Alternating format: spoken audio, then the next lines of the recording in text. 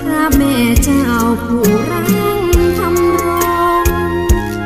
ปิ่นอนงหาริภูลชัยทานน้ำทุ่งนาป่าสวยสะพรั่งแม่กวงล้นฝั่งโอ้แดนป่าสางดังมุนมัดใจเห็นดอยขุนตาลเรืองสวงแถวชมทำลงเพลินใจหาริภูลชัยฟังใจไม่ลืม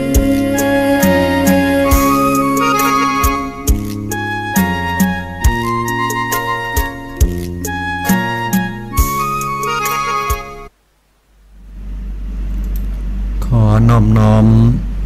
แด่องค์สมเด็จพระสัมมาสัมพุทธเจ้าผู้ซึ่งเป็นจิมเจ้าเก้าเงาบรมครูศาสดาจารย์ขอนมัสการซึ่งพระธรรมอันเป็นคำสั่งคำสอนของพระสัมมาสัมพุทธเจ้าปั้มว่าได้ 84,000 พระธรรมขันธ์ขอคารวะแด่มหาเถระเจ้าคณะพระสังฆาธิการทุกรูปทุกตนทุกองค์เจริญปอนบรรดาสาธุชนพุทธบริษัทเฮาท่านทั้งหลายที่ได้สดับรับฟังในรายการดังกล่าว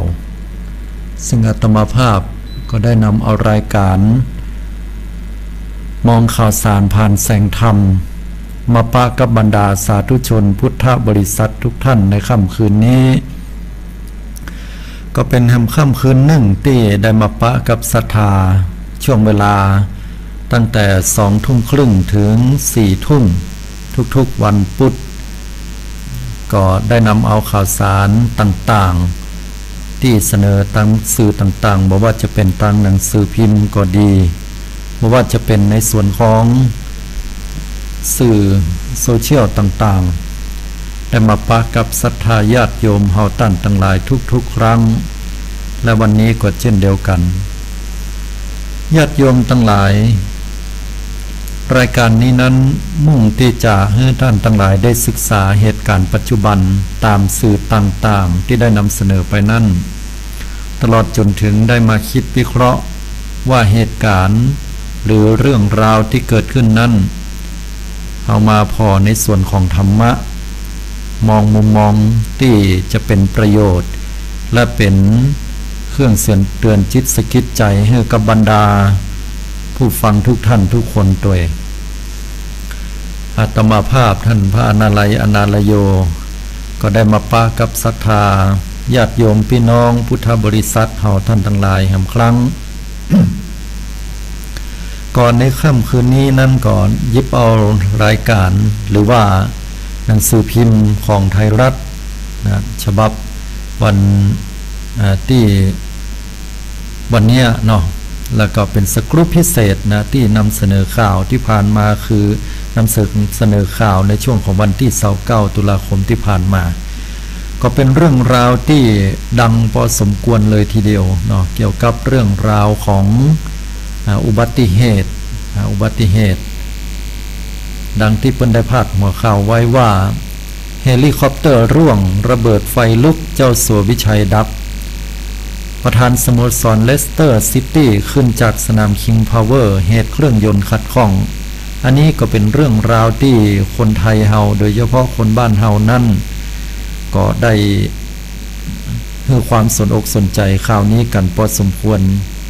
ในสัปดาห์นี้เลยทีเดียวเพราะว่าเจ้าสัวนั้นเปิ้นเป็นผู้ที่มีเงินนักแล้วก็ชีวิตของเปิ้นนั้นจะเป็นอย่างไรนะหลังจากที่ได้รับข่าวให้ว่าได้เสียชีวิตลงก็ลองมาอ่านสกรูปข่าวนี้กันแล้วก็มาวิเคราะห์กันเนาะอุบัติเหตุช็อกโลกเฮลิคอปเตอร์ส่วนตัววิชัยศรีวัฒนประภาประธานสโมสรเลสเตอร์ซิตี้ตกหลังเกมการแข่งขันกับเวสต์แฮมยูไนเต็ดประมาณ1 ชั่วโมงคณะบินขึ้นจากสนามคิงพาวเวอร์สเตเดียมได้บักกี่นาทีก็ย่างให้ไฟลุกท่วมเครื่องกลางลานจอดรถสโมสร ก็เป็นอันว่าจะมีผู้ที่เสียชีวิตเกิดขึ้นอย่างแน่นอนเลยนะก็มีอยู่จำนวน5คนด้วยกันนะตามที่ข่าวที่เปิ้นได้เสนอกันมาอย่างนี้เนาะอุบัติเหตุเนี่ยจากสำนักข่าวต่างประเทศนี่ก็รายงานมาบอกว่าเมื่อเวลาช่วง2 ทุ่มเกิงของวันที่27ตามเวลาท้องถิ่นนั้นนะกินเวลาไทยเราจ้ากว่าไทยเฮาเนี่ยประมาณ7 ชั่วโมงหลังจบเกมการแข่งขันฟุตบอลพรีเมียร์ลีกนัดที่เลสเตอร์ซิตี้เสมอกับเวสต์แฮมยูไนเต็ดไป1-1จากนั้นก็การแข่งขันนี้นะก็ได้จบลงแล้วก็ต่างคนต่างกำลังแยกย้ายออกไปขณะเดียวกันนั้นนะก็เฮลิคอปเตอร์นะของเจ้าสัวที่เกิดเหตุนั้นก็ได้กล่าวถึงเรื่องราวอันน่าสลดเกิดขึ้นก็เปิ้นก็บอกว่าหมุนคว้างก่อนตกไฟลุกนะในรอบดอเซตผู้สื่อข่าว Sky Sport News บอกเลยว่าเฮลิคอปเตอร์เนี่ยบินขึ้นจากสนามเหมือนกับทุกครั้งที่จบเกมการแข่งขันแต่ว่า 2-3 วินาทีหลังจากบินขึ้นจากพื้นแล้วเนี่ยก็เหมือนกับว่าเฮลิคอปเตอร์จะสูญเสียการควบคุมและก็ตกกระแทกลานจอดรถที่อยู่ห่างกันว่ากี่ร้อยเมตรนายไลออนบราวน์ช่างภาพอิสระที่เข้าไปถ่ายภาพเกมเตะของทีมเลสเตอร์กับเวสต์แฮมนี่ก็ระบุเหมือนกันว่าหันเฮลิคอปเตอร์เนี่ยมันบินข้ามสนามคิงพาวเวอร์จากนั้นก็เหมือนกับเครื่องยนต์หยุดทำงานแล้วก็หมุนไปหมุนมาจากนั้นก็ตกลงมาเสียงดังสนั่นหวั่นไหวเกิดไฟลุกท่วมนะถึงลำพยานที่หันเหตุการณ์ก็บอกว่าหันเฮลิคอปเตอร์เนี่ยมันบินขึ้นเหนือสนามจากนั้นก็หมุนไปยังบ่มีทิศทางเลยหมุนวนไปวนมาแล้วก็ตกลงพื้นนะเสียการทรงตัวไฟก็เกิดไหม้ตึงลำเลยแล้วก็ขณะนั้นก็ถือว่าเป็นเรื่องที่ถือว่าเศร้าแล้วก็ช็อกโลกที่สุดขณะที่ตำรวจท้องถิ่นก็ยังได้อู้ถึงเหตุการณ์ต่างๆอย่างน่าเศร้าใจนะว่าผู้ที่เสียชีวิตไปนั้นก็มีบุคคลที่สำคัญอยู่นั่นก็เป็นเรื่องที่น่าเศร้าอย่างนักที่สุดเฮาตั้นทั้งหลายก็คงจะได้ติดตามข่าวสารอย่างต่างๆนะฮะอันนี้ก็ถือว่าเป็นสิ่งที่เฮารู้สึกว่าหลายๆคนหลายท่านนั้นก็รู้สึกตกอกตกใจอยู่เหมือนกันKing Power สโมสรฟุตบอลเลสเตอร์ซิตี้ออกแถลงการยังเป็นทางการเมื่อวันก่อนเนาะเพิ่นก็บอกไว้เหมือนกันว่าสุดอะไรอย่างซาบซึ้ง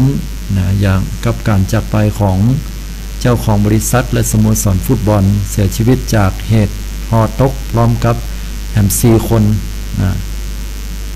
แถลงการร่วมออกในนามของกลุ่มบริษัท King Power สโมสรฟุตบอลเลสเตอร์ซิตี้และสโมสรฟุตบอล IH Leuven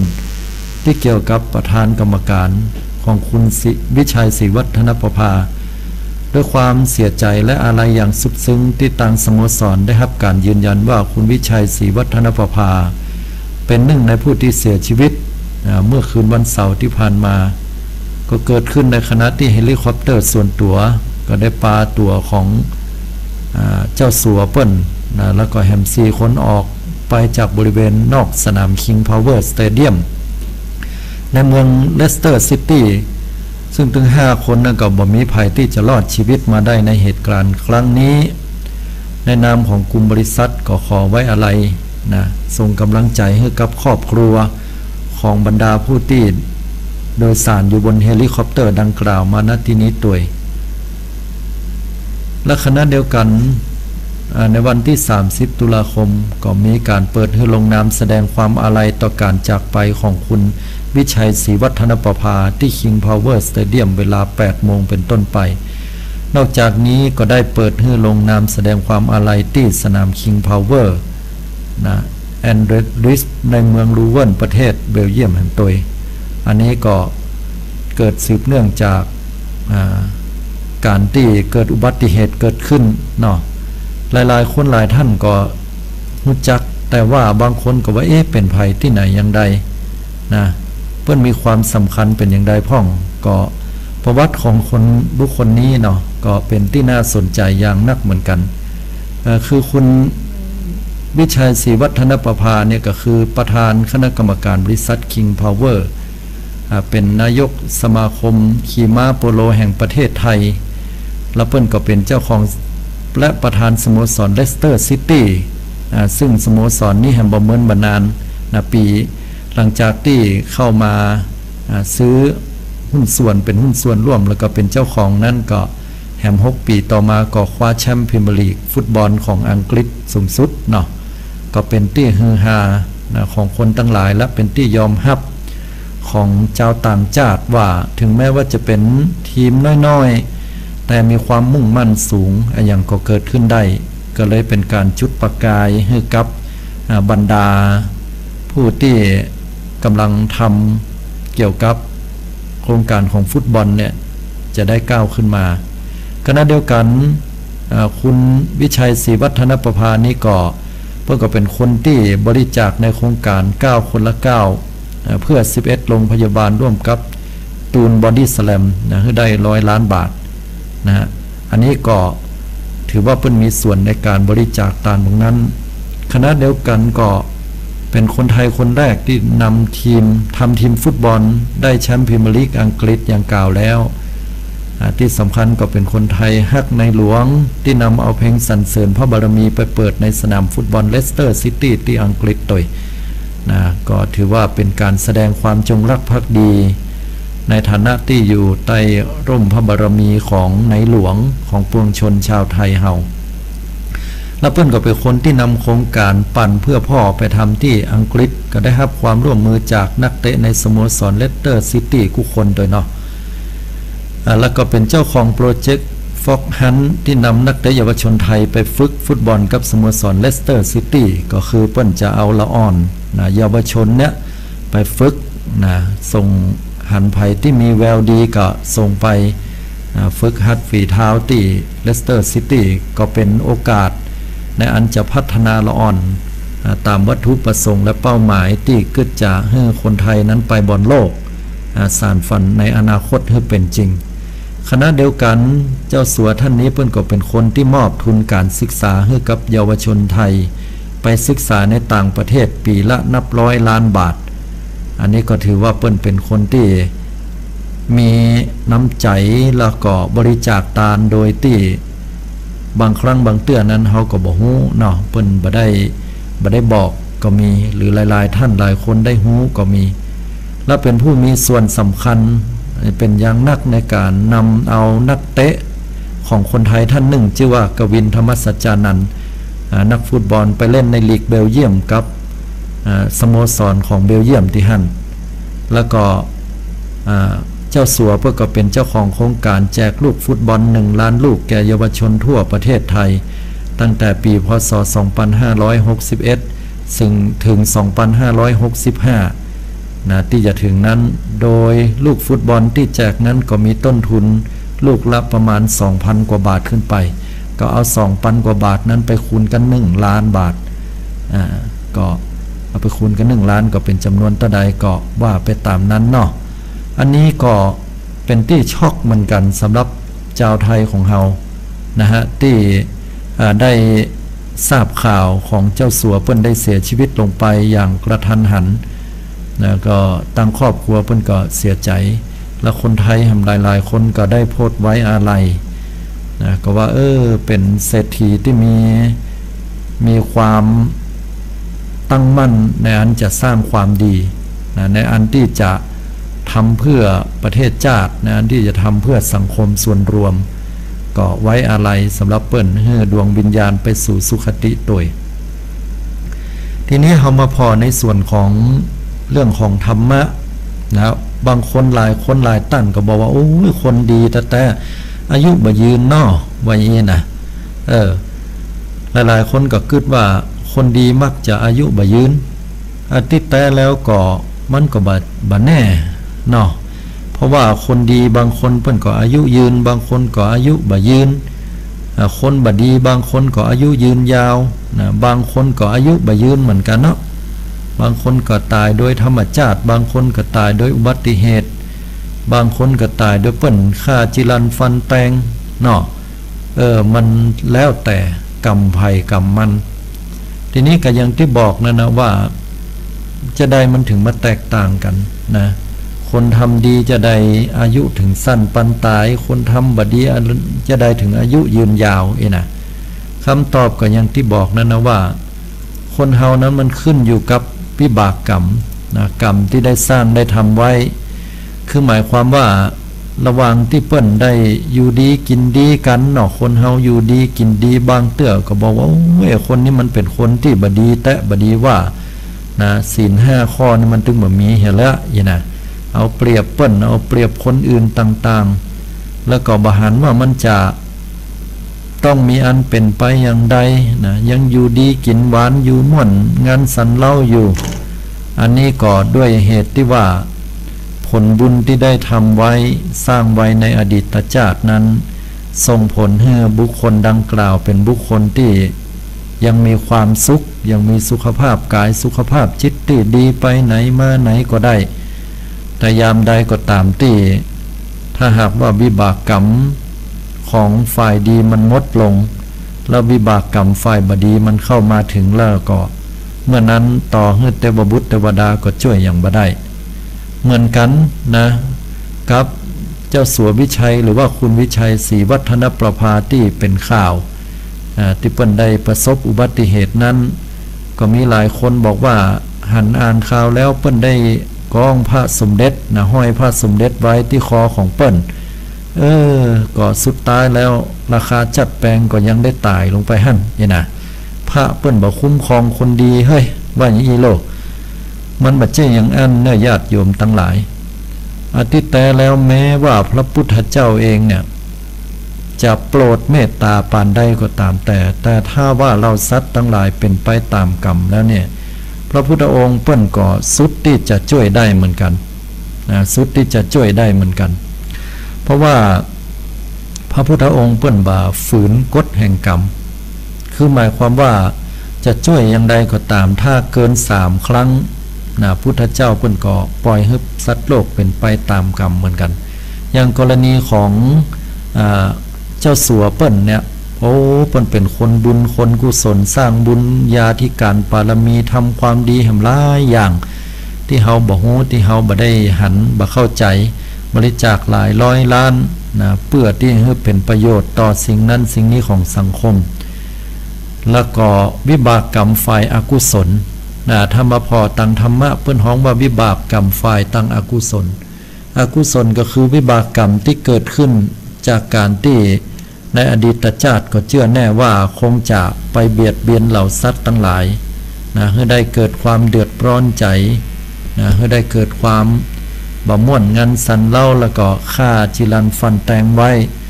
ผลแห่งวิบากกรรมนั้นก็ได้มาตกกับเปิ้นและในที่สุดก็ได้สิ้นชีวิตอานิจจกรรมไปอันนี้ก็เพราะด้วยวิบากกรรมของปาณาติบาตอาจจะเป็นชาตินี้ชาติที่แล้วหรือชาติอื่นใดเมื่อมาแล้วอันนี้เฮาบ่ฮู้ได้เพราะว่าเรื่องกรรมนะเรื่องกรรมเรื่องเวรมันนี่มันเป็นเรื่องของอจินไตยคือพุทธองค์บอกว่าบ่ควรจะเอามากึดหรือว่าบ่สามารถที่จะจำแนกจำเพาะได้เจาะจงว่ามันเป็นกรรมเกิดจากการกระทำตอนนั้นนะแล้วก็มันจะต้องมาให้ผลตอนนี้เวลานี้นักเบาแบบนี้อย่างอี้มันมีเหตุมีปัจจัยหลายเปิ้นหลังจากที่ได้สิ้นชีวิตอนิจจกรรมไปแล้วก็จะนำพาให้ดวงวิญญาณของเปิ้นไปสู่สุคติภพบนสวงสวรรค์ชั้นฟ้าแล้วก็ในภพหน้าต่อไปเปิ้นก็จะได้มีความสุขความเจริญอายุมั่นแก่นยืนยาวต่อไปทีนี้ก็มาดูข่าวดูหนังดูละครก็ย้อนพอตัวเฮาศรัทธาญาติโยมทั้งหลายนักปราชญ์เพิ่นก็ได้บอกไว้พระพุทธองค์ก็บอกไว้ว่าการทำบาปเนี่ยมันให้ผลที่เพชรฮ้อนเหมือนคราวครั้งหนึ่งที่พระพุทธองค์ได้บิณฑบาตผ่านมาระหว่างทางมันจะมีขัวแตะข้ามน้ำอยู่ขัวแตะข้ามน้ำไปพระพุทธองค์ก็หันใส่ละอ่อน ประมาณ2-3 คนเนี่ยปากันลงไปหะน้ำหะป่าหะปูหะป่าอย่างม่วนงันสันเล่าไข้หัวกันหยอกกันเล่นไปเล่นมาพระพุทธองค์หันอย่างอันแล้วก็เกิดคำถามขึ้นมาว่าดูก่อนละออนสู่เขาตั้งหลายเฮ้ยสู่เขากลัวบาปก่อละออนตั้งหลายหันพระพุทธเจ้าอันก่อด้วยความเคารพก็ยกมือไหว้แล้วก็ตอบไปว่าข้าแด่พระองค์ผู้เจริญข้าพระเจ้าตั้งหลายนั้นกลัวบาปกลัวกรรมขนาดพระพุทธองค์ก็เลยอุทานเปล่งออกมาว่าถ้าคนเฮานั้นกลัวบาปก็บอกควรที่จะสนับสนุนเพิ่มพูนบาปเพราะบาปนั้นจะเป็นเหตุเป็นปัจจัยให้ต้องได้รับความเผ็ดร้อนทุกอกทุกใจทุกกายถึงขั้นถึงชีวิตได้อันนี้เป็นวาจาของพระผู้มีพระภาคพุทธองค์ท่านได้ตรัสไว้อันนี้ก็เป็นเครื่องสอนใจเฮาเนาะศรัทธาญาติโยมทั้งหลายเรื่องราวของเจ้าสัวเปิ้นก็จบลงไปแบบคร่าวๆแบบนี้ดังนั้นศรัทธาญาติโยมท่านไหนที่หวังจะมีอายุมั่นแก่นยืนยาวก็ขอให้เฮานั้นตั้งอยู่ในศีลข้อที่1นั้นอย่าได้ล่วงละเมิดศีลข้อนี้เพราะว่าศีลข้อที่1คือการไปฆ่าสัตว์ตัดชีวิตก็เป็นเหตุเป็นปัจจัยให้ปุคละผู้นั้นมีอายุสั้นบ้านบักเก่าบ้านเฮาเพิ่นฮ้องว่าอายุสั้นปันตายเนาะก็จะเป็นเหตุเป็นปัจจัยยังอันได้ขณะเดียวกันนั้นก็ศรัทธาญาติโยมทั้งหลายแม้ว่าเฮาบ่ได้ฆ่าได้แกงได้อย่างเปิ้นอย่างใดเราสัตว์ทั้งหลายนั้นแต่ว่าถ้าเฮาไปเบียดเบียนเปิ้นบ่ทำให้ตายก็ดีแต่ผลวิบากกรรมนั่นก็เป็นเหตุย่าให้เฮานั้นต้องได้เป็นจอมเจาะเดาะด้อยถ้าเฮาไปเบียดไปเบียนเหล่าสัตว์ทั้งหลายฉะนั้นก็เว้นจากวิบากกรรมเหล่านี้ได้ก็ถือว่าเป็นสิ่งที่ดีสำหรับเฮาท่านทั้งหลายตัวนอกอันนี้ศรัทธาญาติโยมได้ฟังเรื่องราวอันนี้ก็เป็นเครื่องเตือนจิตสะกิดใจของเฮาเพื่อได้ปฏิบัติตัวเก่าของเฮาเว้นจากเรื่องราวที่มันเลวร้ายเพื่อมันเป็นสิ่งที่ดีๆต่อมาบรรดาศรัทธาญาติโยมเฮาท่านทั้งหลายในเรื่องราวที่มีอยู่ในช่วงเวลาของวันที่ผ่านมานั้นก็มีเรื่องราวของอย่างหลายๆอย่างที่ปรากฏจดเจือตั้งสื่อก็เป็นที่น่ามานำมาอู้มาจ่ามาเล่าให้ศรัทธาทั้งหลายได้ฟังอันนี้ก็เป็นข่าวหนึ่งเนาะที่อู้ถึงมาในเรื่องของวัยรุ่นพ่องตะกี้เรื่องของเศรษฐีเปิ้นวันนี้นี่การสื่อสารในเครื่องมือของอัตมภาพค่อนข้างจะมีปัญหาพอสมควรเนาะถ้าหากว่าจะได้จะหนึ่งนั้นเสียงดังโซ่โซ่ซ่ามีปัญหาเดี๋ยวดีเดี๋ยวก็ต้องขออภัยกับศรัทธาเฮาท่านทั้งหลายด้วยดูเหมือนคล้ายกับไฟมันจะเกินอย่างใดสักอย่างหนึ่งนะฮะแต่ก็บ่เป็นหยังเนาะมาเรื่องราวของละออนหนุ่มกันพ่องละออนหนุ่มที่ปรากฏในโซเชียลมีเดียนั่นก็คือ YouTube ถ้าท่านทั้งหลายไปเปิดพอ YouTube เนี่ยญาติโยมทั้งหลายก็จะหันว่าช่วงนี้บ่มีอย่างจะฮ้อนแฮงไปกว่าเรื่องของเพลงหนึ่งซึ่งมีแรปเปอร์เมืองไทยเนี่ยรวมตัวกันแล้วก็มาแสดงออกถึงกำกึดกำหันความคิดของเปิ้ลเกี่ยวกับเรื่องราวในประเทศไทยโดยเฉพาะเรื่องของสิ่งต่างๆการปกครองพ่องเรื่องราวต่างๆที่เกิดขึ้นตามสื่อแล้วก็มารวบรวมอู้ว่าประเทศกูมีประเทศกูมีเป็นเพลงหนึ่งลักษณะของเพลงแรปก็คือการเล่าเรื่องราวซึ่งมาจากต่างประเทศคือเมืองฝรั่งพุ่นเปิ้นก็จะเป็นเรื่องเป็นเล่าว่าจะแลบเรื่องอะไรอย่างกันแล้วก็เป็นการเล่าความบอกกล่าวว่าปะเหตุการณ์อย่างอันมีความรู้สึกเป็นอย่างอี้แล้วก็แสดงกำกึดกำหันลงไปในเรื่องราวของแรปนั้นถ้าเป็นคนเฒ่าคนแก่บ้านเฮาเนี่ยฟังบ่ฮู้เรื่องฟังบ่ฮู้เรื่องแต่ว่าคนที่เป็นคนหนุ่มหรือกลางๆคนนี่พอจะฟังได้ ซึ่งเรื่องราวนั้นก็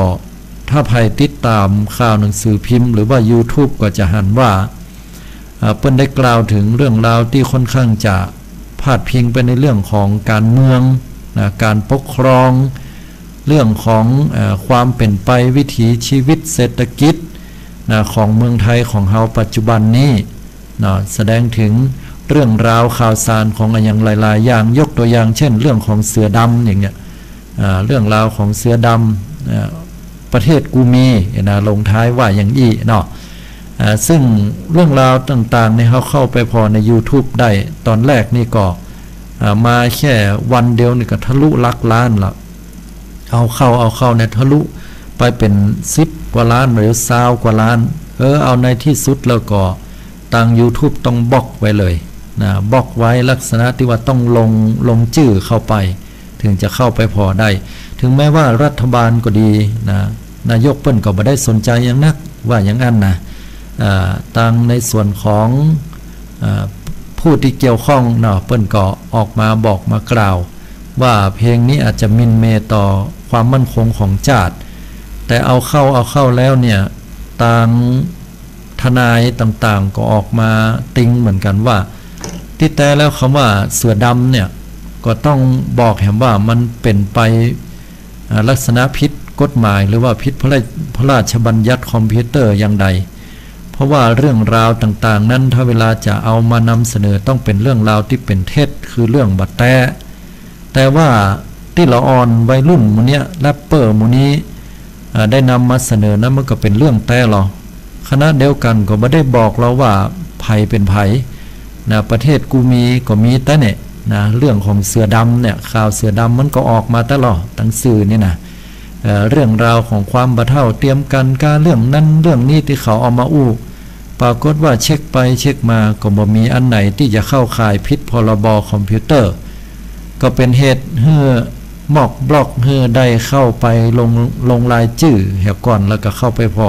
ไปวิจารณ์ได้อย่างอีเป็นต้นอันนี้ก็เป็นเรื่องที่อู้จากันนะได้อย่างกว้างขวางทีนี้มาอู้ถึงในเรื่องของแหมอย่างหนึ่งนะก็ทางด้านของผู้บังคับการตำรวจนะก็ขอประเทศกูมีเนี่ยขอมาออกมาแหมเวอร์ชั่นหนึ่งก็หมายความว่าออกมาแหมเพลงหนึ่งเหรอแต่เปลี่ยนจากเรื่องที่ค่อนข้างจะเป็นลบๆเนี่ยให้มาเป็นบวกบ่ได้กาอีนะโดยเปิ้นอ้างว่าอย่างใดนั้นลองมาฟังพอเนาะบิ๊กแปะขอใจเสียงประชาธิปไตยเสนอศิลปินประเทศกูมีทำเพลงเชิญชวนท่องเที่ยวอนุรักษ์ไทยพ่องถ้าหากว่าบ่มีอคติแต่นะว่ายันเมื่อวันที่31 ตุลาคม 61ที่สำนักงานตำรวจแห่งชาติพลตำรวจเอกจักรทิพย์ชัยจินดาผู้บัญชาการตำรวจแห่งชาติกล่าวถึงกรณีเพลงแรปประเทศกูมีว่าก็เป็นการแสดงของศิลปินเรื่องนี้พลตำรวจเอกศรีวรารังสิพรหมนกุลรองผู้บังคับการตำรวจด้านความมั่นคงก็หู้ดีอยู่แล้วในนโยบายเรื่องนี้พลเอกประยุทธ์จันทร์โอชานายกรัฐมนตรีบ่ได้กำชับหรือสั่งการอะไรอย่างเลยก็แค่ให้ศิลปินที่ทำเรื่องนี้ออกมาแล้วก็ทำในทุกมิติโดยเชิงท่องเที่ยวพ่องก็ได้ห้องเพลงเชิงท่องเที่ยวเชิงอนุรักษ์ประเทศไทยในก็จะยะแล้วเนี่ยเนาะว่าอย่างนี้นะยะแฮมเวอร์ชั่นหนึ่งบ่ได้กาเป็นเชิงท่องเที่ยวที่เป็นประโยชน์กับประเทศเชิญชวนนักท่องเที่ยวต่างประเทศต่างชาติเชิญมาแอวบ้านเฮากะว่าอย่างนี้นะ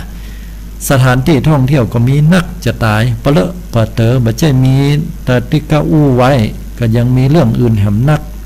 หลายสิ่งหลายอย่างในก็จะยะแล้วก็ยะให้มันหลายเอาแบบหลายๆอย่างไปเลยว่าอย่างนี้เปิ้นก็เลยเสนอในเรื่องของการท่องเที่ยวเข้ามาถ้าหากว่าคนที่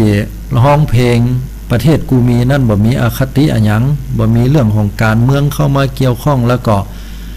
ติดแต่แล้วผมก็บ่อยากจะอู้วิจารณ์เรื่องมูนี้นะอู้ไปก็จะเป็นลบตอนนี้ยอดวิวก็เป็น10 ล้านวิวไปแล้วคำว่ายอดวิว10 ล้านวิวความหมายก็คือว่าเข้าไปพอกันเนี่ยกี่ครั้งนี่นะมันจะแสดงยอดวิวไว้เนาะเปิ้นก็อู้ต่อแห่งว่าแต่ก็อยากจะนำเสนอพ่องในเมื่อมันเป็นประชาธิปไตยก็ขอเสนอให้ ทำเรื่องเกี่ยวกับท่องเที่ยวพ่องหรือจะทำในเชิงอนุรักษ์ของเมืองไทยตัวก็ดีว่าอย่างนั้นอันนี้ก็เป็นส่วนของ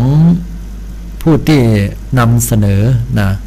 ก็คือพลตำรวจเอกจักรทิพย์ชัยจินดาผู้บัญชาการตำรวจแห่งชาติก็ได้กล่าวฝากไปให้ยังกลุ่มแรปเปอร์เมืองไทยที่ได้รวมตัวกันแล้วก็แต่งเพลงประเทศกูมีออกมาร้องจนเป็นประเด็นในสังคมเนี่ยซึ่งสังคมเฮือการสนใจนักนะฮะสนอกสนใจนักกล่าวถึงเรื่องลายเล่าด้วยกันเนาะบอกว่าจะเป็นเรื่องอะไรยังก็แล้วแต่นะความบัดทัดเทียมกันก้ายังก้าเกิดขึ้นนี่นะอันนี้ก็เป็นถ้าหากว่าภัยที่ใครฮู้ก็ลองเข้าไปพอใน YouTube พิมพ์คำว่าประเทศกูมีถ้าเข้ามาได้นั่นก็ต้องลงชื่อนะสมัครตัง Google กันแล้วก็ลงชื่อเข้าไปก็จะไปฟังได้เนาะ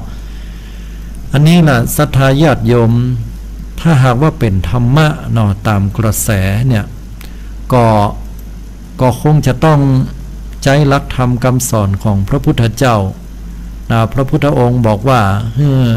เฮาท่านทั้งหลายนั้นจะไปเชื่ออย่างง่ายๆนะจะไปเชื่ออย่างง่ายๆคือหมายความว่าเรื่องราวที่ละออนแรปเปอร์เนี่ยนำมาเสนอนั้นอาจจะเป็นเรื่องแต้ก็ได้บัดแต้ก็ได้หรือว่าอาจจะเป็นเรื่องราวที่เขาทั้งหลายนั้นแสดงกำคึดกำหันของออกมานะก็เจ้าตัวเปิ้นก็ออกมาล่างว่าบ่ได้เป็นไปเพื่อเจตนาเพื่อจะปลุกปั่นหรือว่าระดมคนให้ไปต่อต้านรัฐบาลไทยอย่างใดแต่ว่าเพื่อจะแสดงออกถึงคนไทยคนหนึ่งกลุ่มหนึ่งสะท้อนปัญหาของสังคมสะท้อนเรื่องราวต่างๆตามที่ตัวเก่าจะย่าได้ภายใต้กรอบของกฎหมายบ้านเมืองของไทยเฮาอีนะเปิ้นว่าอย่างอี้ทีนี้ก็ศรัทธาญาติโยมก็พิจารณาตามธรรมะเนาะสิ่งใดก็ตามที่เฮาท่านทั้งหลายได้เสพข่าวได้ฟังข่าวแล้วพระพุทธองค์นั้นเปิ้นก็ให้เฮาท่านทั้งหลายนั้นจะไปหูเบาเจือภัยง่ายฝ่ายหนึ่งฝ่ายใดได้อู้ได้จามาก็ต้องคบต้องคิดเหียก่อนพิจารณาให้ดีสักลางเตื้อก็อาจจะเป็นแต้ก็ได้ลางเตื้อกาดบัดแต้ก็ได้เนาะเพราะว่าเรื่องหนึ่งนะข่าวหนึ่งก็ดีบัดต้องเอาอย่างนักขนาดว่าคนหนึ่งเนาะโดนมีดบาดมาได้นะโดนมีดบาดมือหน่อยเดียวเลือดออกหน่อยเดียวเนี่ยเอาเวลาคนเห็นคนหนึ่งมาหันเข้าใส่เอาไปเล่านะมันก็แม่ใส่หน่อยพอคนได้ฟังนั่นก็มันสะดุ้งตกใจมันก็ไปอู้คนต่อไปมันก็แม่นักเข้ามาหน่อยใส่พริกใส่เกลือเข้าไปสุดท้ายจากที่ว่ามีดบาดมือเลือดออกหน่อยเดียวคนก็ว่ามีดบาดคอผู้นักเข้าห้องยาจะเป็นจะตายบ่ฮู้อีก็มีมาแล้วนะฮะเพราะนั้นเฮาท่านทั้งหลายต้องตั้งมั่นนะต้องมีใจตั้งมั่นขณะเดียวกันก็ต้องอาศัยเมตตากรุณานะอาศัยความปรารถนาดีต่อกันถ้าเจตนาเฮาดีนะเฮาทำเพื่อที่จะสร้างสรรค์สังคมทำเพื่อจะสะท้อนสิ่งที่มันปรากฏขึ้นในสังคมไทยของเฮาแท้ๆนะมันก็บ่ผิดหยังสามารถจะอู้ออกมาได้ในเชิงลักษณะสร้างสรรค์เชิงลักษณะวิจารณ์แต่ขณะเดียวกันนะถ้าบ่มีแต้ขึ้นมาอันนี้ก็เป็นเรื่องที่เกี่ยวข้องกับกฎหมายเหมือนกันนะก็โชคดีที่เปิ้นได้พิจารณาได้พอแล้วนั่นก็บ่มีความผิดในเรื่องของกฎหมายอันใดแต่ทั้งนี้และทั้งนั้นเปิ้นก็บอกว่าจะตรวจสอบอย่างละเอียดแถมครั้งก็ว่ากันไปตามเนื้อหาเรื่องราวที่เกิดขึ้นเนาะอันนี้ก็เป็นเรื่องราวของแรปเปอร์เมืองไทยนะรวมตัวกันมาเขียนเรื่องราวและสะท้อนเกี่ยวกับมุมมองความเป็นมาเป็นไปของแผ่นดินไทยของการปกครองหรือว่าการอยู่ในเมืองไทยว่ามีอย่างพ่องนะฮะลากก็ในด้านของตำรวจแห่งชาติในเปิ้นก็ผู้บังคับบัญชาการตำรวจแห่งชาติเพื่อก็เสนอในเรื่องของว่าในก็แต่งมาแล้วนะก็แต่งแหมอันนึงที่เกี่ยวกับเชิญให้มาท่องเที่ยวเมืองไทยจะดีกว่านี่นะอันนี้จะม่วนกว่าจะเหมาะกว่านะแล้วก็ลองแต่งพอนออันนี้เปิ้นก็แนะนำมาอย่างอีเนาะสองเรื่องไปละเนาะเรื่องแรกก็เรื่องเจ้าสัวเรื่องที่สองก็เป็นเรื่องของอัน แรปเปอร์เมืองไทยนะประเทศกูมีเนาะอันนี้ก็ในก็ในมาพอเห็นหน่อยนึงแล้ววันนี้วันที่อย่างละ31วันนี้วันที่31วันพุธวันหยังก็แน่นอนวันที่1เนาะแล้ววันที่1คือวันอะไรยังก็ฮู้กันอยู่นี่เนาะวันที่1กับวันที่16มันเป็นวันอะไรอย่างนี่นะอันนี้มันเป็นเรื่องของอย่างเปิ้นบอกนั่นเนาะคนจนก็หวังเล่นหวยคนรวยก็หวังเล่นหุ้นนะหวังร่ำหวังรวยทีนี้ก็มันก็เป็นเรื่องราวที่เกิดขึ้นอันนี้ก็บ่ได้อาตมาเองก็บ่ได้ให้ท่านทั้งหลายเนี่ยไปปากันไปมัวเมาในเรื่องของหวยของอย่างเนอะแต่ว่าก็ลองฟังพอแล้วว่าเปิ้นเสนอข่าวขึ้นมาอย่างมันจะเป็นอย่างใดเนี่ยนะก็คงจะขออ่านเนี่ยสักเล็กน้อยเนาะเปิ้นนำเสนอข่าวบอกว่าโค้งสุดท้ายก่อนหวยออกหากันให้ควักเลขมงคลทะเบียนรถหลวงปู่ทวนปวดโทธโมสังโฆเหตะถ้ามันถูกนี่จะดัง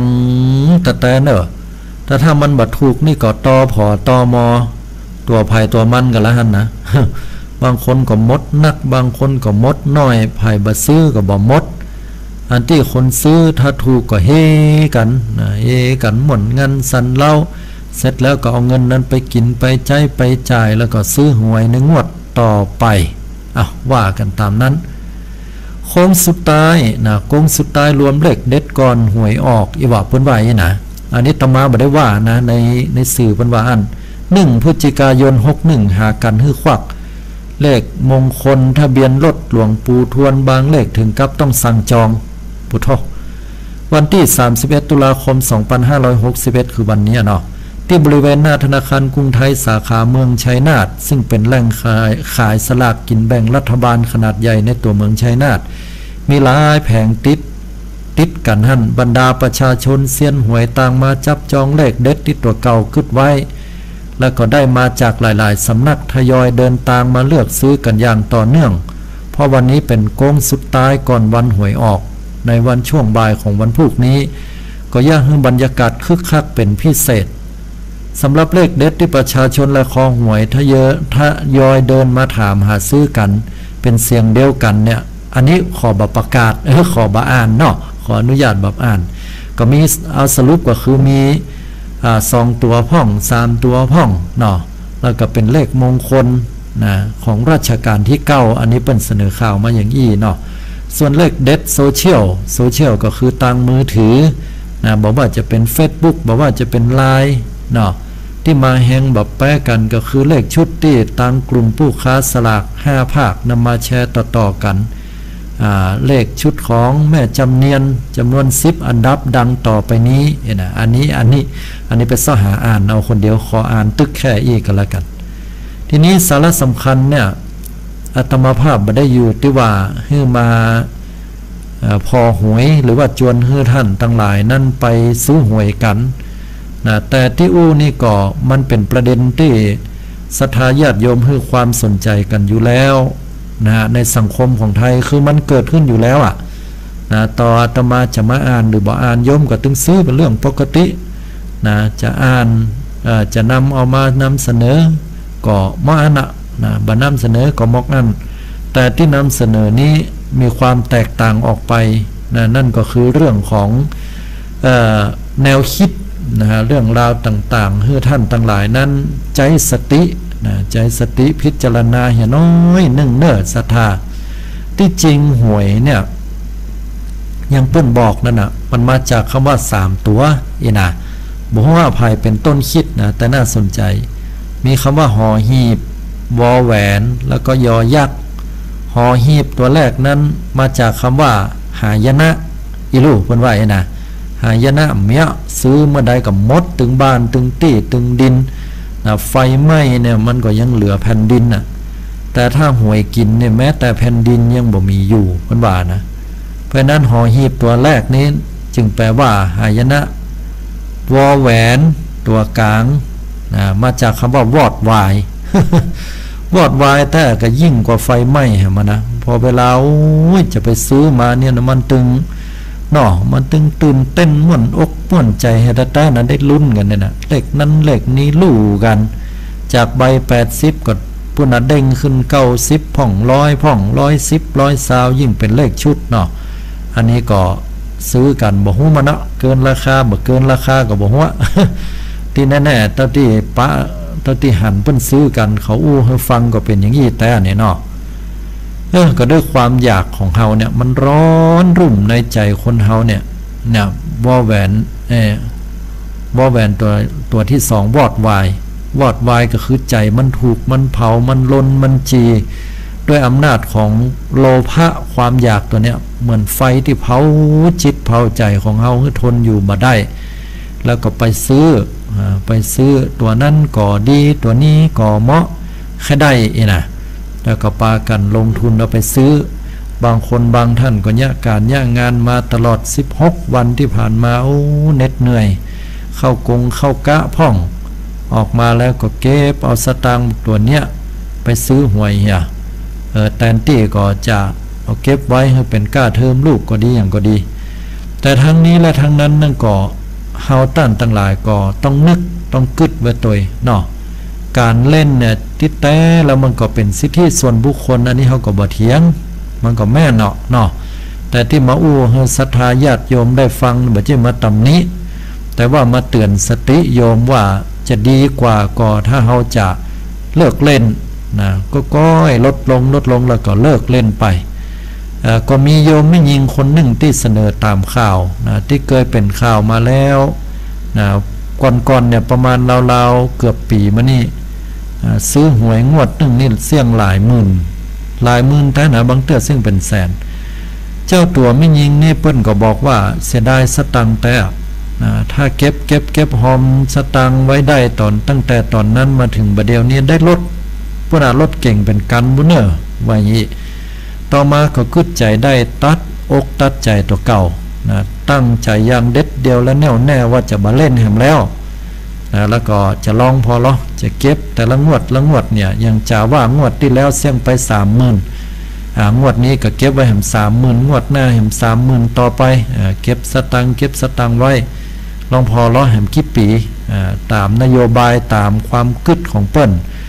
ก็บอกว่าบ่เมื่อนะบักกี่ปีจะได้รถเบนซ์มาคลองรถเบนซ์ป้ายแดงมือหนึ่งกันนะจะธรรมดานะว่าแสดงให้หันว่าที่ผ่านมานั้นเล่นไปนักพอสมควรทีนี้ศรัทธาเฮาต้านทั้งหลายวอแหวนตัวที่2นี่คือวอดวายมันเผาจิตเผาใจให้เฮานั้นต้องตกอยู่ในความอยากมันก็เกิดความวอดวายขึ้นวอดวายตัดใดวอดวายตัดที่ลุ้นแล้วพอเวลาเลขออกมาดักแซดดักปิ่งบิงวอยพอตั้งเตียนเปิ้นขายหวยนะเป็นแพงนั่นนะมันตึ้งเหลือเหรอญาติโยมแม่กาก็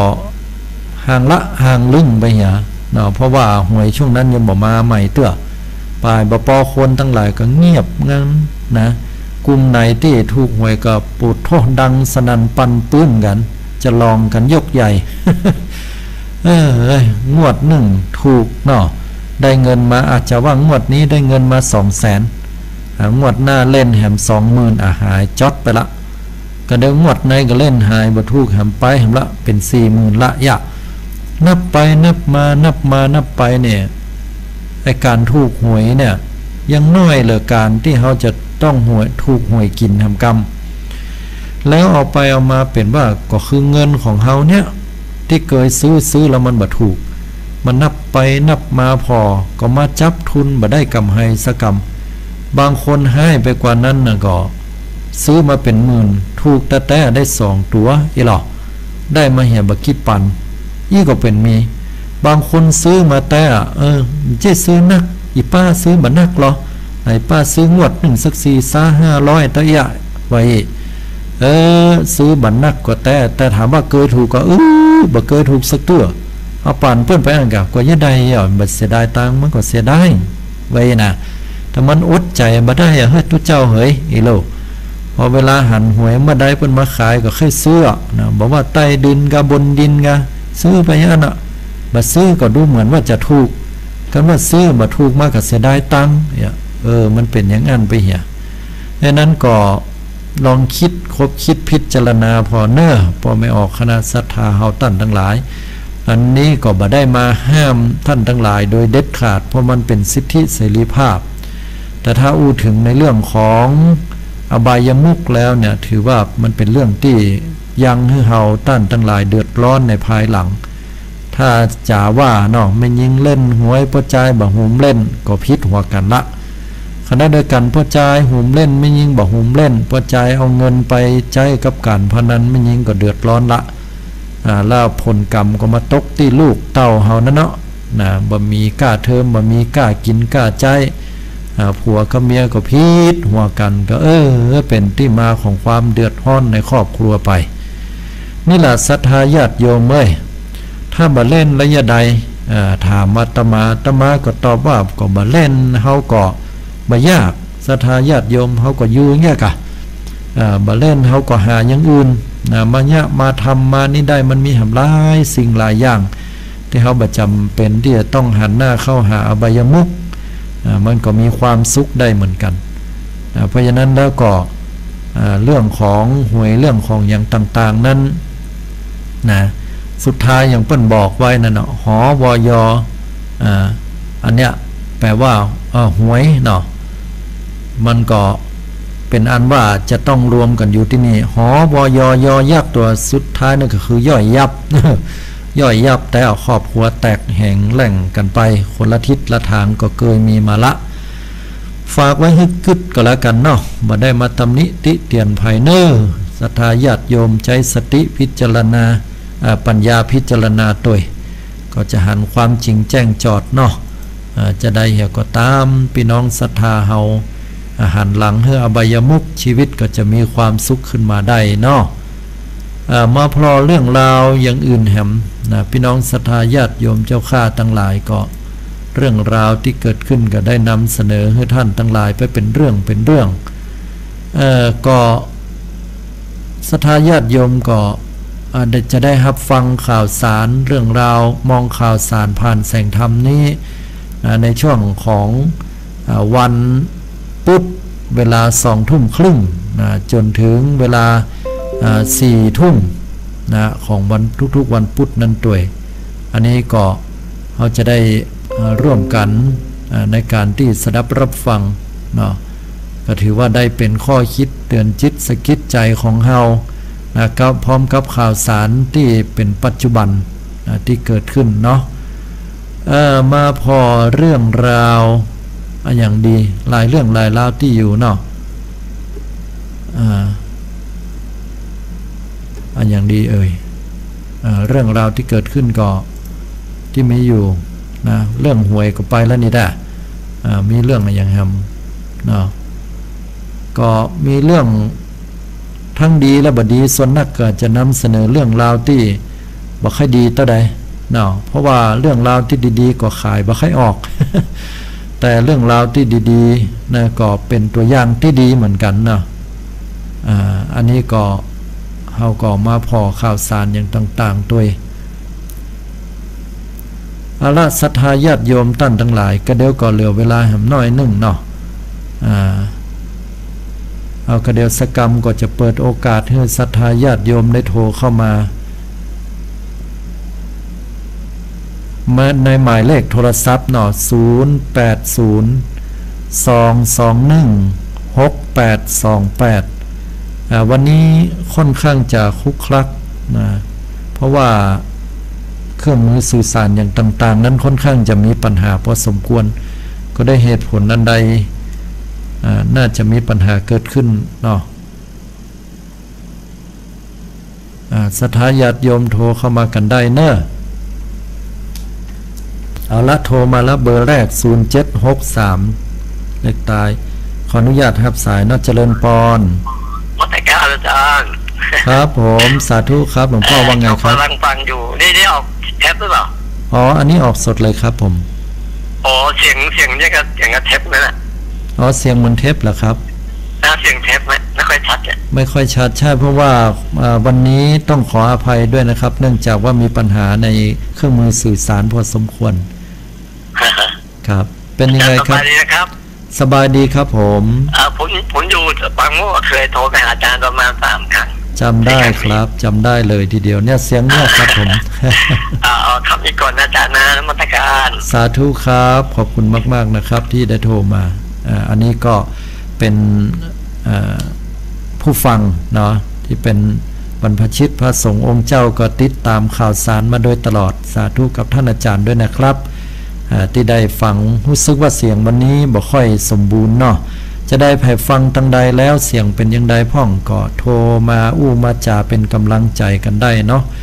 080-221-6828โทรกันเข้ามาได้ในรายการ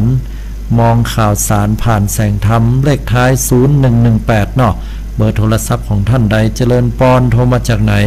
เจริญปอนจากเจ้าโทรมาจากตังใดโยมฮัลโหลได้ยินก่อฮัลโหลได้ยินก่อจ้าฮัลโหลแสดงว่าบัดได้ยินอาตมาได้ยินโยมชัดทีนะแต่โยมบัดดีลืมปิดวิทยุแห่งกรรมหนึ่งเนาะเตื้อก็อาจจะทำให้อันนี้เนาะอาจจะทำให้กวนกันได้080-221-6828อันนี้ก็บรรดาเฮาตั้นทั้งหลายโทรกันเข้ามาได้เนาะตะกี้ลุดไปต้องขออภัยตัวเนาะโทรมาใหม่แห่งกรรมหนึ่งเน้อโทรมาใหม่แห่งกรรมหนึ่งเนาะนี่แหละสังคมไทยเฮาเนาะถ้าเกิดยังขึ้นมาสักอย่างหนึ่งศรัทธาก็เฮาตั้นทั้งหลายก็ตั้งสติไว้ให้ดีนะยอมรับกับเหตุการณ์ได้แล้วก็ปลงวางเนาะอย่างมันมายึดนักก็ตุกนักยึดน้อยก็ตุกน้อยบ่ยึดก็บ่ตุกเนาะ9200ขออนุญาตรับสายเจริญปอนเจ้าท่านโทรมาจากตังใดเอ่ยจากบ้านเราสันปิงนะครับป่านเจ้าแม่คำปันบ้านเราสันปิงฟังแล้ววันนี้ชัดก็จะชัดเจนดีเจ้าตังปุ้นชัดเจนดีเนาะเจ้าฝนตกห้องก็โยมตกเจ้าตกตะคืนไปเลยจ้ะตกตะคืนตั้งที่อาตมาภาพตั้งนั้นอำเภอป่าซางนี่ก็ตกตะคืนเหมือนกันปลายฝนต้นหนาวแล้วแต่โยมได้จะแม่นเนาะต้องดูแลสุขภาพกันหน่อยว่าใดก่อไม่ออกรายพูดกันแอาตมาภาพก็ไม่ได้ออกรายการหลายเตื้อเพราะช่วงนี้ยุ่งเกี่ยวกับมาอยู่วัดใหม่นะโยมก็เพิ่งจะฮับกะตั้งเจ้าอาวาสไว้แต่เจ้าเนี่ยบ่ได้ที่คณะสงฆ์นำจังหวัดลำพูนที่มหาวิทยาลัยมหาจุฬาลงกรณราชวิทยาลัยวิทยาเขตเชียงใหม่วิทยาลัยสงฆ์ลำพูนที่สันต้นหงเนาะเดี๋ยวนี้เป็นนั้นเจ้าวาดนั้นน้องกันเรียบร้อยแล้วเนาะเป็นเจ้าวาดแต่งตั้งแล้วจะได้โยมก็ให้ฟังรายการได้เน้อตั้งรายการสถานีวิทยุนี้เนาะทุกๆวันพุธเนาะฟังชัดเจนเนาะสาธุอนุโมทนาตัวนี้โยมขอบคุณที่โทรมาเน้อเจ้าวัดเจ้าเจริญปอนอันนี้ก็มาตักตายกันเนาะอันไหนแฮมเบอร์10118เจริญปอนวัดเจ้าท่านอาจารย์โทรมาจากตั้งใดจากเวียงตากาญเวียงตากาญเหรอโยมเสียงของโยมเบาขนาดเน้อขอรบกวนอู้ดังๆหน่อยโทรมาถวายกำลังใจไม่ใช่โทรมาถวายกำลังใจขอบคุณอนุโมทนาจัดนักนะโยมเน้อตั้งปุ้นฝนตกกับโยมเวียงตากาญตกด้วยมาตกเนาะเปิ้นตอดกระถิ่นบันไดกันวันที่23เดือนนี้เดือนวันพุธเนี่ย23พฤศจิกายนนี่เนาะที่ท้ายเจ้าจะได้ไปก่อนอย่างนี้วันถ้ามีโอกาสจังหวะก็มาเนอะถ้าบ่มีบ่เป็นนะว่าได้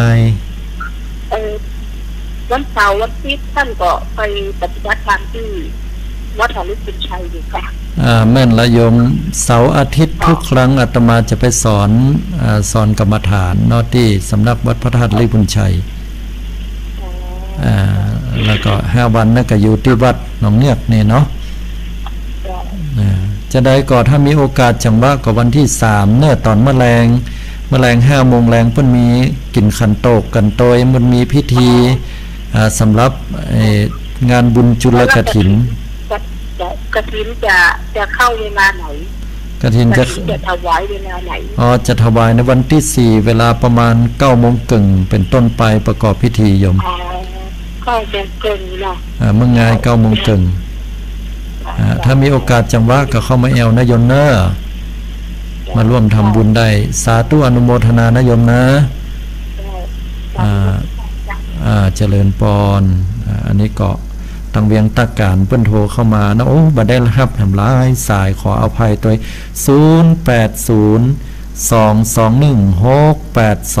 0802216828วันนี้เนาะก็ได้เล่าข่าวได้มองข่าวสารผ่านแสงธรรมถ้าบ่ม่วนบ่งันหรือว่าตะกุกตะกักไปพร้อมการสื่อสารบดีก็ต้องขอสมาอภัยผู้ฟังทุกท่านตัวเนาะ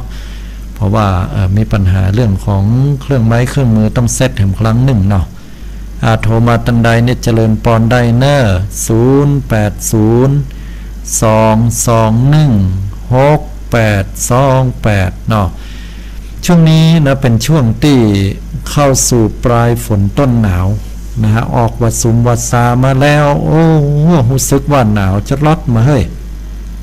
มาเจ้าเย็นเมื่อตอนฮ้อนแตะฮ้อนว่าอยู่ที่ไหนบ่ม่วนบ่งันตกค่ำตกแรงตึกดึงเกิงคืนมาหนาวเห็นแล้วเมื่อเจ้ามาหนาวจดลดเนี่ยผ้าก็บ่ห่มตกเมื่อเจ้ามาเจ็บคอแล้วเนี่ยแนะนำญาติโยมเนาะหลายๆวิธีอาทิตย์แต่โยมก็พอฮู้กันถ้าใครรู้สึกว่าเจ็บคอเริ่มเป็นหวัดแล้วเนี่ยหมอเพิ่นบอกว่าบ่จำเป็นจะต้องกินยาแก้หวัดก็ได้นะถ้าเฮาเป็นหวัดนะเฮาฮื้อพักผ่อนนักๆนะรับนักๆนะเนาะมันก็จะหายได้ร่างกายจะสร้างภูมิเนาะ7758เนี่ยโทรเข้ามาขออนุญาตรับสายก่อนเจริญพรนมัสการเจ้าโทรมาจากตังใดโทรมาจากดอยสะเก็ดเจ้าพี่น้องดอยสะเก็ดเด็ดสกอยเป็นได้ตั้งดอยสะเก็ดนี่เป็นใกล้ดอยฝนตกกะแล้วฝนตกวันธรรมดาวันนี้มันตกตะวันแล้วเจ้าตกตะวันแล้วไอ้เนาะฝนตกบ้านน้องฟ้าร้องบ้านพี่อย่าบอกฟังรายการวิทยุชัดเจนกับโยมชัดเจนดีเจ้าดีละก็กำลังใจนะเจ้าชอบก็รายการที่นำเสนอไปฟังมาเจ้าก็ฟังแต่ฟังทุกวันพูดเลยแต่ไม่ได้ยิน2-3พูดแล้วเนาะแม่นละ 2-3 พูดมานี่เนี่ยอาตมาก็ค่อนข้างยุ่งพอสมควรต้องขออภัยโยมนะท่านผู้ฟังโดยเพราะว่าถ้าอย่างลงตัวแล้วก็กันนี้ก็จะได้จัดอย่างลงตัวที่สุดละนะอันจะได้ก็อนุโมทนาตัวเนาะได้เปิ้นตั้งโดยสเก็ตบ้านโยมบ้านอะไรอย่างก็ไม่ก็อยู่ล่วงเหนือพี่เนาะบ้านล่วงเหนือล่วงเหนือเดี๋ยวขอโทษตัวเป็นพี่น้องเจ้าไตลือกันเนี่ยเจ้าไตลือกันแล้วอู่ลือไตลือก็ได้ไตลือกันอันนี้ลือก็อู่กันแต่อันนี้ได้กันเนี่ยได้กันอาตมาก็ไปอยู่ก็ลือนี่ลือบันทิมาก้าหมอแล้วก็ไม่อยู่ที่ไหนน้องเงินอีกแล้วน้องเงินในปิ้นยองอู่ยองกันน่ะปิ้นยองนะปิ้นยองเฮานี่ได้ตึงลือตึงยองผสมผสานกันแกงโหไปออกแกงโหเหมือนกันที่ไหนก็ได้มาเนอะโยมไปลืมเนอะวันที่3ที่4เนี่ยนะ3-4นั้นพุ่งเฮอเนี่ยนะถ้าโยมมาได้มาแอวกันเนอะวันที่4แม่เขาอีกท่านถึงเงินว่ะท่านถึงเงินที่บ้านนั่นเหรอค่ะที่บ้านนี่จ้ะอันจะได้ก็ขอยกมืออนุโมทนาบุญเนอะก็ได้มือไปตั้งปุญเหมือนกันอ๋อเพราะว่าตั้งพี่กันนี้แม่ไอ้แม่เคยป้าอันพระอาจารย์ที่วัดตอนอยู่อ่ะที่ไปเจออาจารย์มันโยกอ่ะก็หันละปิ้งอย่างโตพังให้พังเบื่อขนาดแย่เขาว่าไม่งั้นเจอเดี๋ยวแกไปจอันปีเช้าก็ไปจะเปิดไปดังโพหรือไงอันนี้ก็ปิ้นบุญเนาะแต่อาตมานี่จำญาติโยมได้เพราะมันลายล่ำไม่จำมันเนาะแน่เนาะท่านจะได้ก็ขออยู่ดีมีสุขเนอะบุญกรรมบุญจูเนาะมือ อนกันเนาะเจริญพรจ้านมัสการ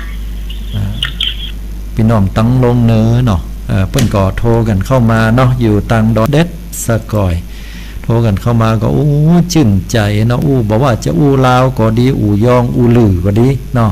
อันนั้นฟังกันได้กันได้ม่วนงันสันเล้าพี่น้องจะภาษากลางก็ได้นะครับอย่างพระคุณเจ้าหลวงพ่อท่านโทรมาเนี่ยน่าอนุโมทนาอย่างยิ่งเนาะมาได้รับสายเป็น1สายพลาดไปเลขตาย4548เนาะโทรมาใหม่แห่งกรรมนโยมเนอของภายตั้งใดเนาะโทรเข้ามา0802216828ได้มาเป็นกำลังอกกำลังใจให้กันในยามค่ำคืนนำเอาเหตุการณ์ปัจจุบันบวกกับเป็นธรรมะที่ประยุกต์เข้าให้ยกตัวอย่างกรณีเรื่องราวในปัจจุบันที่เกิดขึ้นแต่เนี้ยเนาะแล้วเขาก็เอามาวิเคราะห์มาคิดกันว่าเป็นอุทาหรณ์สอนใจว่าบดีเนี่ยเขาจะบอกปฏิบัติแบบนี้แต่ถ้าดีเขาจะเลือกปฏิบัติแบบนี้แต่คณะเดียวกันก็ไม่ได้เป็นไปเพื่อทำให้คนในเรื่องราวนั้นต้องมีความเสียหายหรือเสียหน้าแต่อย่างใดเนาะเขาก็นำเสนอไปตามสื่อเพิ่นเสนอแต่ว่าเฮาพอในมุมมองของธรรมะเนาะก้อนเอาธรรมะได้บุญดีกว่าเนาะ4548โทรเข้ามาเจริญพรโยมเจ้านมัสการเจ้าตั้งใดจ๋าสารปีเจ้าพี่น้องสารปีบ้านอย่างเนี้ยบ้านเทพารามเจ้าเทพารามห้อมกอกมันก็เทพารามปะบงเจ้าเพลงหน้าแตกเทพารามปะบงเนาะตั้งปุ้นนี่เป็นได้ฟังชัดเจนก็โยมเจ้าชัดเจนเจ้าเคลื่อนฝ่ายหินนี่ฟังตลอดเลยเจ้าดีละฟังฝ่ายหินเนี่ยเป็นสรรสร้างสิ่งดีๆเนาะแล้วก็แฮมละลายขึ้นได้เป็นขึ้นเป็นร่วมกันในการเผยแผ่คำสอนของพุทธเจ้านี่ต้องอนุโมทนากับเปิ้นเนาะเจ้าแล้วฝนตลอดเลยเจ้าแล้วฝนตกก็โยมต้องปุ้นคืนนี้ฝนตกเจ้าแม่นละคืนนี้ประมาณตีหนึ่งใกล้จะตีสองเลยตีหนึ่งใกล้ตีสองนี่เนาะเจ้าแล้วก็คืนนี้ใครเฮือตกแหมก็ต้องตกมันเย็นแล้วหรอกลัวมันหนาวได้เนาะเจ้านั่นแหละก็เป็นกำลังใจนะเจ้าเจริญพรเนาะที่โทรมาขอบคุณอนุโมทนาชันนักเนอะเจ้านมัสการเจ้าอันนี้ก็แหมท่านนึงเนาะเพิ่นโทรมาโทรเข้ามาแหมละเจริญพรโยมนมัสการเจ้าเสียงของไผม่วนงันสันเล้าโทรมาจากที่ไหนอำเภอสันทรายพี่น้องอำเภอสันทราย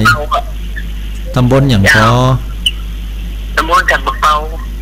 เปาเนาะตำบลสันบะเปาบ้านอย่างบ้านอย่างบ้านปากก้าง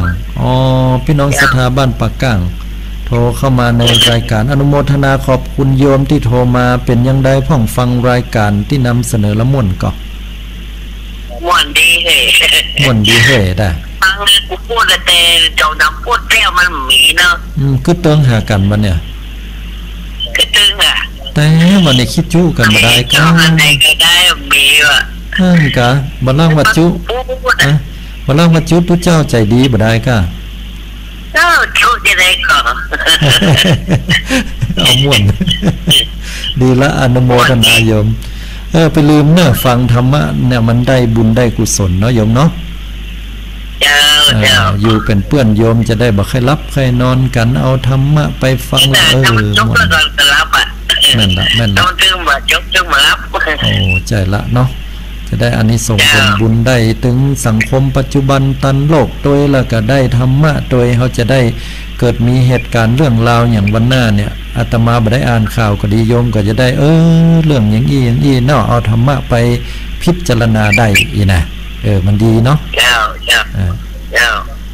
แล้วตั้งที่ปูนรอที่บ้านโยมปูนเปิ้นจะมีกฐินวันใดจะมีวันที่14เนี่ย อ๋อวันที่14พฤศจิกาเนาะเจ้าที่ปู่เอ้ยนี่แหละเป็นวันอย่างวันเสาร์วันอาทิตย์วันจันทร์วันหยาวันเสาร์ก็ฮะจะไปบอกว่าวันค่ำนะจะไปบอกว่าวันค่ำเนี่ยใช่ไหมอนุโมทนาตยมจัดนักเน้อที่โทรมานยมเน้อเจ้าสาธุบุญความบุญคุณเน้ออยู่ดีมีสุขเจ้าวันบุญทุกวันนี้ดีละเนาะเจ้าสาธุอันนี้ก็โยมเปิ้นโทรกันเข้ามาด้วยความดีอกดีใจปิติเนาะเปิ้นบอกว่าโอ้รอพอได้2-3ติดแล้วนะบ่ได้ยินเสียงพอมาจัดรายการแห่งกรรมเหมือนเครื่องมันจะงอนอย่างไรบอกว่านะเป็นอันว่าเปิดแล้วเครื่องก็บ่ค่อยดีต้องขอขมาอภัยตัวเนาะพี่น้องศรัทธาญาติโยมโทรเข้ามาตักมาตวายมาอู้มาจามีกำท่องกำถามโทรมาอู้มาถามกันได้เน้อโยมเน้อ6146เลขตายห้ามเอาไปแต่งวันพูกเด็ดขาดนะ อันนี้เลขตายของเปิ้นเน้อบ่ใช่ใบหวยนะเจริญพรโยมมาจากการเจ้าโทรมาจากตังใดจ้าจากประแดดเจ้าเปิงทิเตอร์วันนี้เลยมีฝนแต่วันนี้แดดลมตกเนาะแดดมาล่าหน่อยได้เจ้ารู้สึกว่าจะบ่าย2บ่าย3แล้วก็หาแดดมาเนาะเจ้าพี่น้องศรัทธาประแดดเนี่ยประแดดนี่มันก็กว้างนะเป็นบ้านไหนบ้านประแดดเลยกะโยมเจ้าบ้านประแดดเจ้าประแดดสารปีนี่ก็ประแดดไหนประแดดนี่อำเภอเมืองเจ้าในอำเภอเมืองบุญกาเจ้าเป็นได้ฟังทั้งปุ้นแล้วในเรื่องราวที่ได้อู้มา 2-3 เรื่องในชอบเรื่องไหนที่สุดเรื่องหวยกะบ่ใช่เจ้าก็ว่าเรื่องเจ้าสัวเบิ้นทุกเรื่องละเจ้า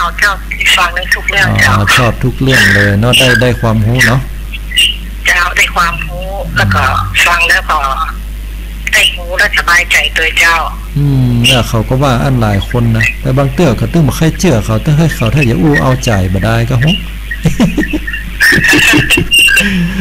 ว่าเล่นเด้อธรรมะเลยเจ้าแม่จุดลักก็คือเขาได้ธรรมะเนาะได้บุญได้กุศลได้เครื่องเตือนจิตสะกิดใจได้โยมได้เจ้าอนุโมทนาแต่นายโยมที่ได้โทรมาไปลากไปกว้างกันนั้นเนอะเจ้าฟังแต่คืนกับฟังจนจบรายการเจ้าดีละอนุโมทนานะอันยังมันเริ่มหอนมาละอันเอาตะอี้ก่อนเนาะโยมเนาะไว้สาเจ้าลมปอนพี่น้องศรัทธาตั้งประแดดเนาะกึดเติงหากันโทรเข้ามาเป็นว่าเสียงมันหอนวัดแวดบาลังว่ามัน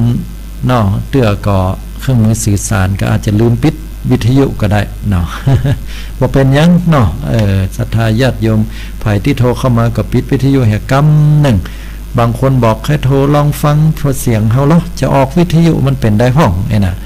ออกมามันแบบเป็นดังใจมันหอนวอด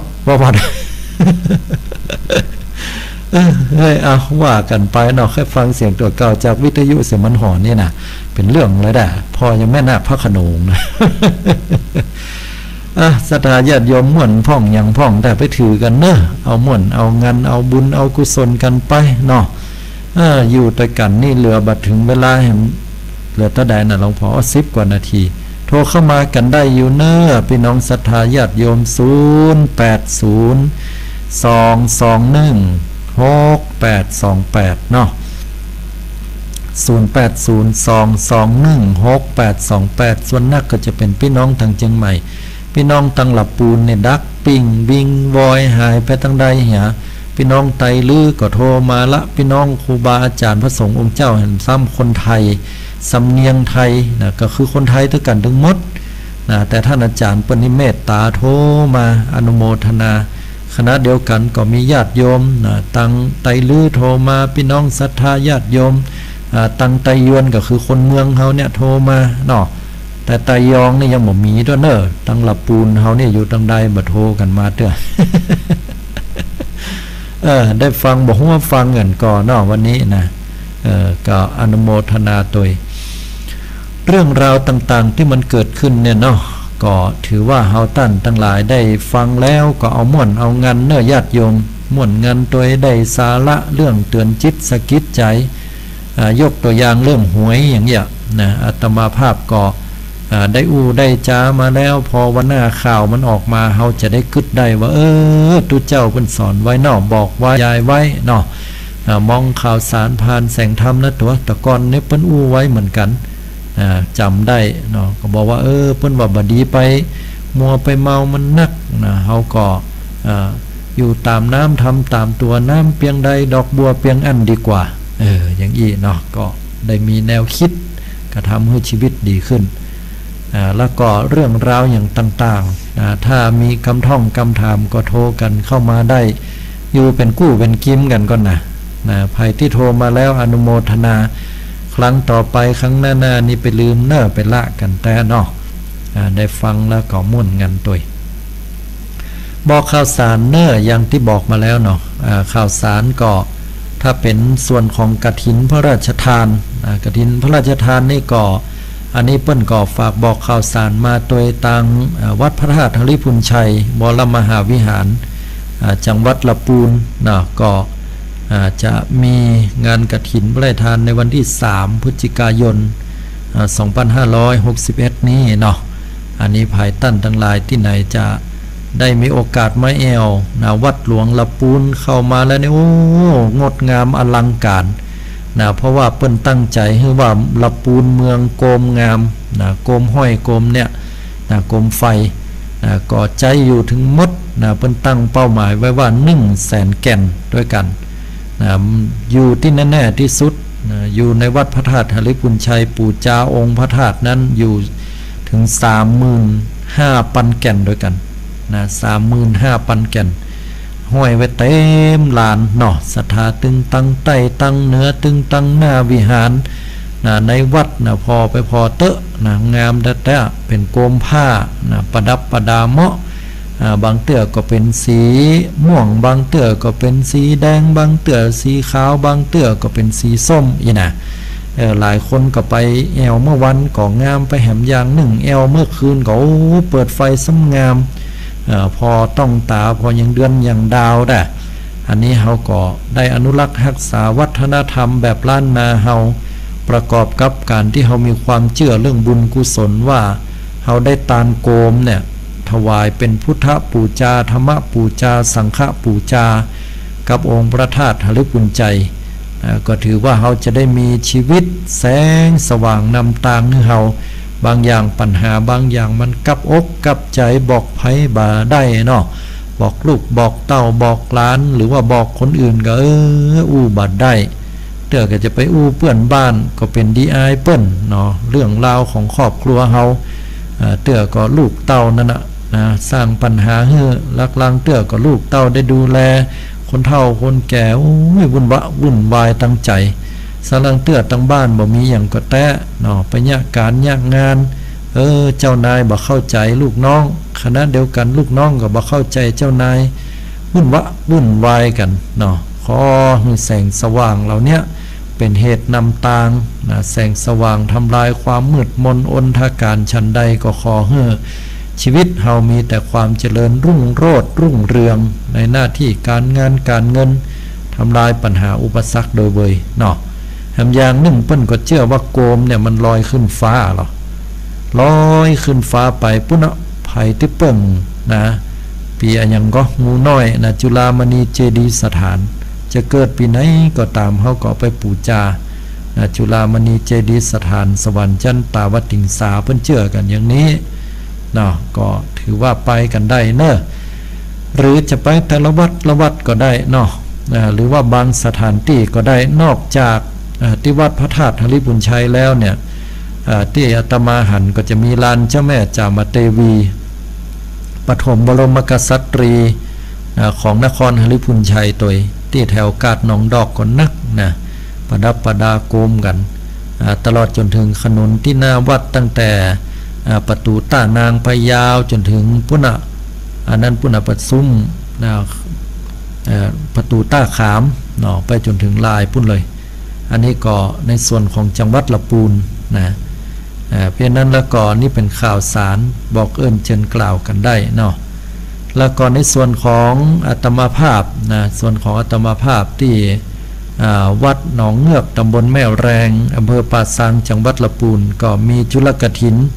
ทอบุญสายใยแห่งบุญแห่งกุศลจากฝ่ายอันนี้เพิ่นปลูกแต่นะเอาไปปลูกเรียบร้อยแล้วก็ยกเป็นกระถางมาบ้านไผ่บ้านมันหรออย่างปิกแก้วกะไอมากะนะเอาปลูกกันคนละกระถางแล้วเพิ่นก็ยกกันมาเตาะมาเปาะมาหอมกันเสร็จเรียบร้อยแล้วกันนี้ก็เป็นป่าฝ้ายอะกะเอาเป็นป่าฝ้ายก็เจิญเจ้าภาพใหญ่นะทางกรุงเทพกับเจ้าภาพศรัทธาทั่วไปเฮาเนี่ยช่วยกันเก็บเนาะเก็บฝ้ายเอามาเรียบร้อยแล้วเปิ้นยะใดนะวิธีการเปิ้นมีแผวการไปใส่ฝ้ายอีดฝ้ายอีกอะเอาเม็ดมันออกอีเนาะมันก็อันนี้ก็ต้องถามคนเฒ่าบ่เก่าเพิ่นนะแล้วก็จากนั้นก็มีการปั่นฝ้ายเก็บออกมาก็กันนี้ก็มีการตอเวลาไปนั่งตอก็มีมาพอเนอะคนบ้านนี้นะพี่น้องศรัทธาหนองเงือกเพิ่นมีกี่คู่รักตัวกี่คู่รักนี่ดังนะโยมดังสารคดีหลายที่เปิ้นมาทำมาเป็นสารคดีออกรายการทีวีนักเป็นหมู่บ้านท่องเที่ยวคณะเดียวกันก็เป็นหมู่บ้านนวัดวิถีด้วย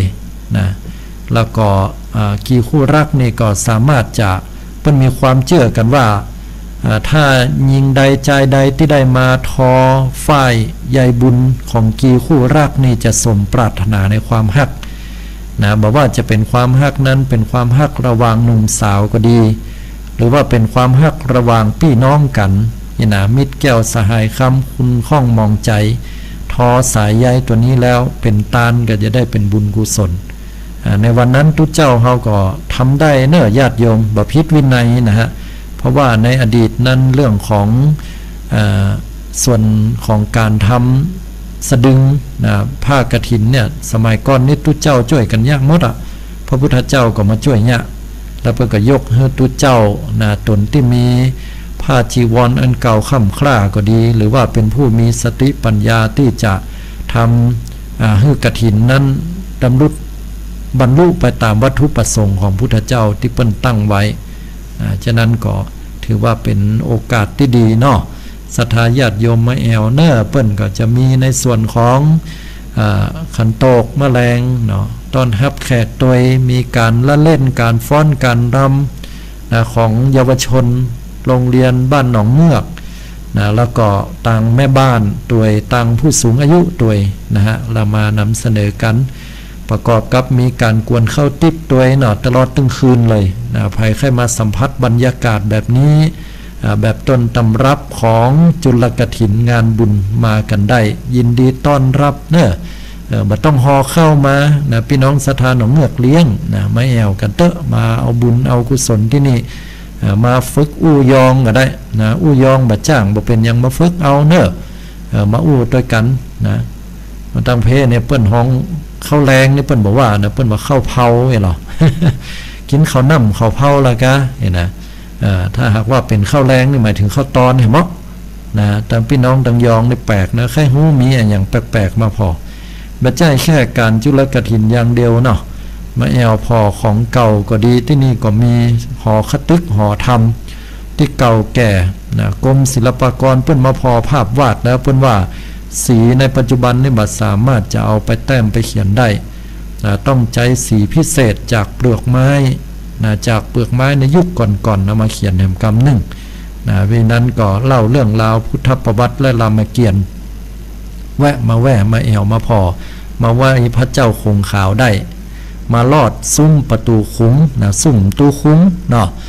ซุ้มประตูโขงมีสิ่งศักดิ์สิทธิ์ประดิษฐานอยู่ชั้นบนสูงสุดเป็นที่สักการะที่เคารพของคนในกลุ่ม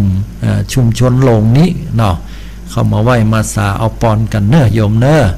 ที่นี่ก็พิเศษเนาะแปลกเหมือนกันเพราะว่าเคยมีอดีตนายกรัฐมนตรีบันไดเดินทางมานะบอกว่าจะเป็นคุณโยมพระท่านชวลิตโยงใจยุทธมาไหว้พระธาตุนี่